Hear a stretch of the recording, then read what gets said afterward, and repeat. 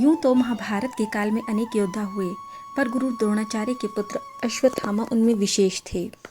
अश्वत्थामा महाभारत काल अर्थात द्वापर युग में जन्मे थे। उनकी गिनती युग के श्रेष्ठ योद्धाओं में होती थी।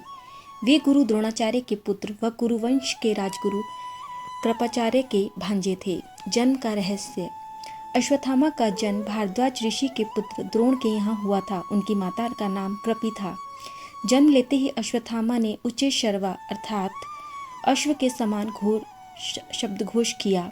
वे सभी दिशाओं व व्योम में गूंज उठा। तब आकाशवाणी हुई कि इस विशिष्ट बालक का नाम अश्वत्थामा होगा। संघर्षपूर्ण जीवन। अश्वत्थामा के जन्म लेते ही द्रोण की आर्थिक स्थिति गिरती चली गई। घर में कुछ भी खाने को नहीं बचा। विपन्नता आ गई।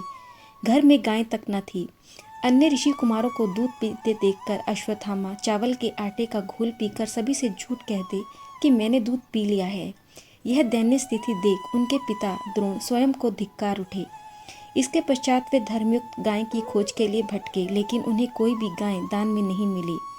मदद हेतु वे अपने मित्र राजा द्रुपद के यहाँ गए, परंतु वहाँ भी उन्हें अपमानित लौटना पड़ा।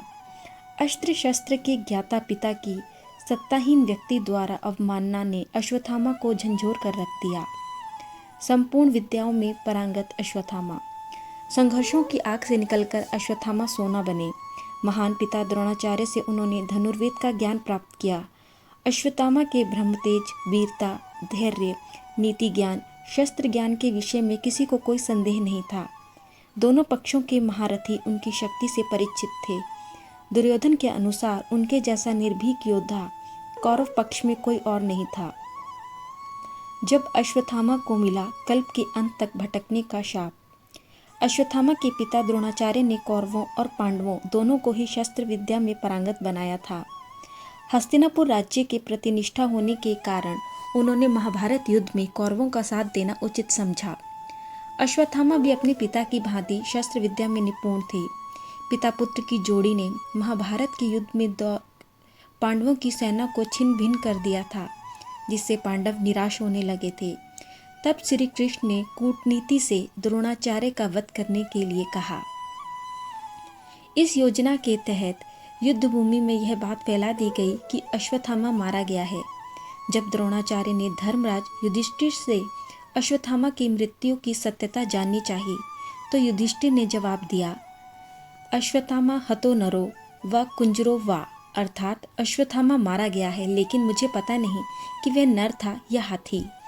यह सुनकर गुरु द्रोणाचार्य पुत्र मोह में शस्त्र त्याग कर किम कर्तव्य विमूढ़ युद्धभूमि में बैठ गए और इसी अवसर का लाभ उठाकर पांचाल नरेश द्रुपद के पुत्र धृष्टद्युम्न ने उनका वध कर दिया। पिता की मृत्यु ने अश्वत्थामा को विचलित कर दिया।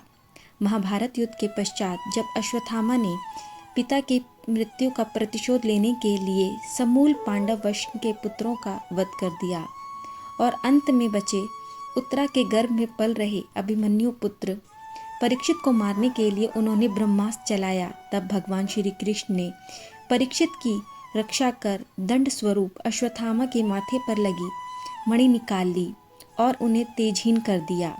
साथ ही उन्हें युगों युगों तक भटकने का शाप भी दिया।